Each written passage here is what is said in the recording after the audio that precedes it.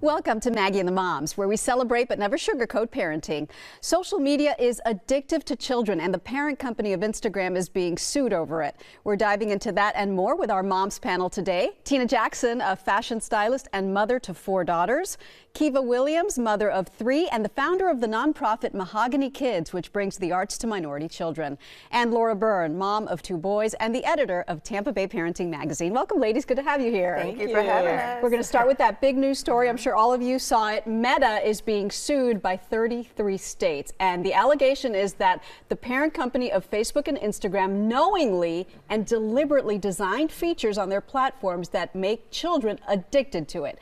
Infuriating, but I have to say, as a mom who doesn't let her 13-year-old have social media and often feels like a lone ranger, I'm like, thank you, somebody, for pointing this out and doing something about it. Yeah, no, it's true.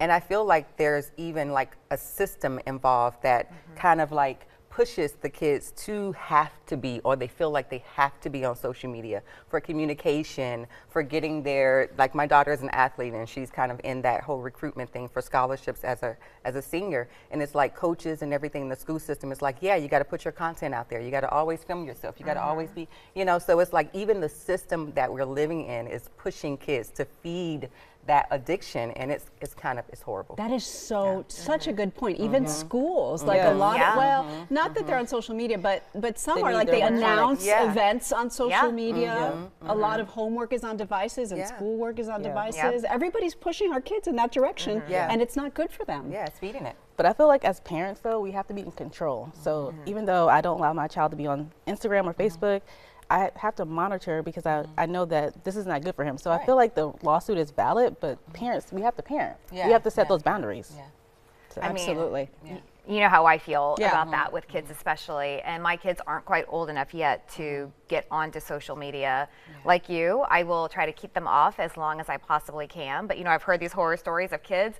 They may not use their phone, but they're going to get a burner phone, because as long as they have access to Wi-Fi, they can get with. So it's monitored. It is hard. That's what I'm you know, saying. It's the system of it that drives it. Because even when your kids come and give you that excuse, like, oh, well, how would I know, you know, what's going on in school, or how can I get in touch with this coach? And it's like it's feeding it. Even as adults, though, a lot of jobs want to know what your social media presence is. That's different because you're an adult there, though. I think it's bad for adults too. It is. Oh, it it's is. bad for It is. kids. But you have somewhat more control than a child does. What we do is we do limited screen time. Like he's not on social media, period, but limited screen time. So he can pick up his phone for, you know, this many minutes a day, and that's it. That's a setting on your phone that you can do. Because I know that keeping him off social media is not preventing him from seeing it. It's just making him kind of figure out the workaround, be more creative about it, which he does, and I know it. Smart. And I know it. They're so smart. And I know it. But you do what you can, right? All right, well, let's spin the wheel and see what comes up today in our Wheel of Mom topics. Our first topic today is keep or toss. Okay, did you guys see Chris Pratt? He did a post with his wife, Katherine Schwarzenegger, holding her childhood trophies and saying that her mom, Maria Shriver, kept all of these trophies for all these years. How long do you keep your children's trophies, mom of athletes? Go. I keep all of my kids' trophies, but they're all in like one place. You know, they're like in our little Are they on cabinet. display? They are. How big is that cabinet? Right, exactly. It's huge. It's huge, and I just pack it all in there. Well, my kids, especially as athletes, I see the hard work that it's not just participation trophies, or you know, she showed up to practice, or you know, she put her toe on the field. You know, it's like those trophies exist. Yeah, they do. And but theirs are they've worked so hard for them. So my rule of thumb is when they no longer care about them is when I'll toss them.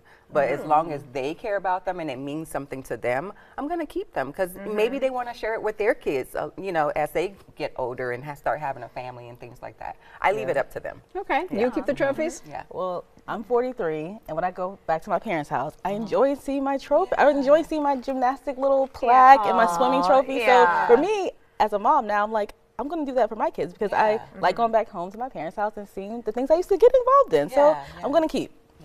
I mean, keep or toss? They're in a box. Like, I mean, and let them decide down the road what they want to do with it. But, you know, I look back at even the trophies I had as a kid, like, for playing basketball, I was only on the team because my dad was the coach and my brother was there, so it was out of convenience. So I was a really great bench warmer. I guess I got a trophy for that, but it's like.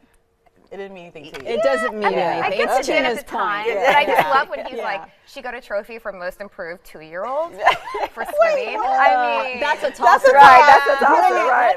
listen, I do, but in general, I keep a lot of my kids' stuff and it's stored away. Yeah. My husband gets on my case about it all the time, like calls me a pack rat, but it's like, I don't know. I'm One a day I'll hoarder. probably never go through it ever The again. kids but will it's there. love looking They at will it love it when when they go grow up. up. Yes. Right. However, if it's a ribbon or a certificate Yeah. for Oh, yeah. participating that Yeah. everybody gets, Yeah. those should Yeah. not even exist. Exactly. Like, what is wrong? Yeah. I have And thrown I out a lot also of don't ribbons. agree with game balls being given to every kid on the team. Like Yeah. every week, a different kid gets the game ball. What Yeah. is that? Right. No, you get the More game ball clutter. because you had the most memorable baseball game of your life. Right. That's the only Yeah. game balls that my son has kept. Yeah. Like I Yeah. write the date in a Sharpie, and so for instance, I wrote the date, the team, and second base. It was, and he knows exactly what it means. Oh yeah, Yeah. that was that game that I had, you know, those crazy dive catches and double plays.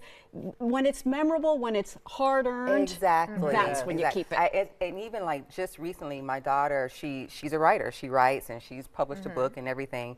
And she got a perfect score on her PSAT English. Wow. You know, she got Wow. a certificate. Yeah. They sent her a trophy in the mail and everything. And we talked about it, and she was crying. She was like, "Oh my gosh, I can't believe I got a perfect score." We're keeping that trophy. You better Yeah. believe You know it. what I'm saying? Because Yeah, it's something she will absolutely. never forget Exactly. accomplishing. But I will say, Exactly. if you have extra trophies, there are organizations you can donate them to. They will repurpose those trophies Oh, for really, other reasons. Laura? So Yeah. call around. I don't know exactly the name of one locally, but I've heard about you can absolutely donate them, and they can just pop off the plate and put a new one on. I love that. Ooh. Maggie and the Moms at its finest. Yes. Learning something new. All right, we're going to spin again and see what comes up next in our Wheel of Mom Topics. Number 2 is no fair. That's something we usually hear kids say, but we heard a mom say it, a working mom on social media who went on a rant because she's like, I'm tired of schools scheduling events that they invite me to and strongly encourage me to attend and even get my kids roped into, Mommy, please be there, when I am a working mom and I can't always get away. Do you agree? I mean, it happens to me all the time. I have a fairly flexible schedule, but I still miss stuff. But we have a really good group of parents. We look out for each other. I'll snap pictures for you and send it your way. Of course, your kid's going to make you feel guilty about it. They're really good about doing that. But it's tough. But sometimes evenings don't work either. There's no perfect schedule. True. Yeah. I think it's case by case. I've been on both sides. I've been, you know, the office mom where I can't get out. My schedule's not flexible. Now I'm at home. And I feel like it's in the best interest for the school. So I feel like you have to keep that in mind. Take your emotions out of it, even though it's hard because your kids are like, please be there. And I'm like, I can't. But of course you try to make it work. And maybe send a grandparent or send a friend. Yeah, I think that's it's true. case by case. If it's something super important, I think you can make the time for it.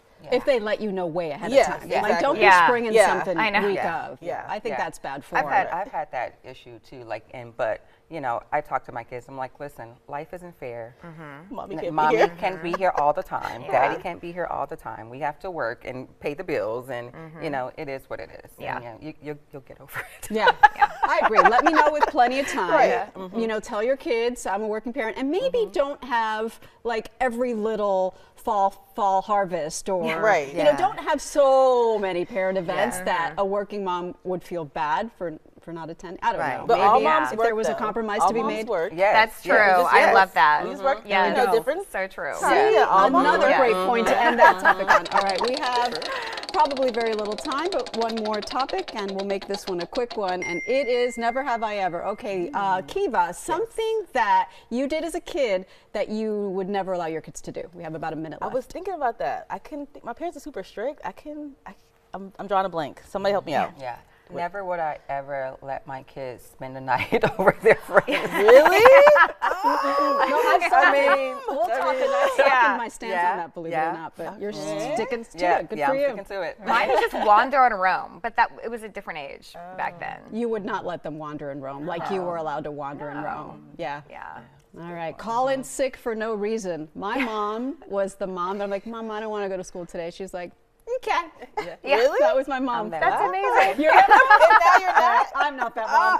Oh my goodness. All right, ladies, thank you so much. Tina's going to stick around, do a fashion segment for us. We'll be right back. A quality replacement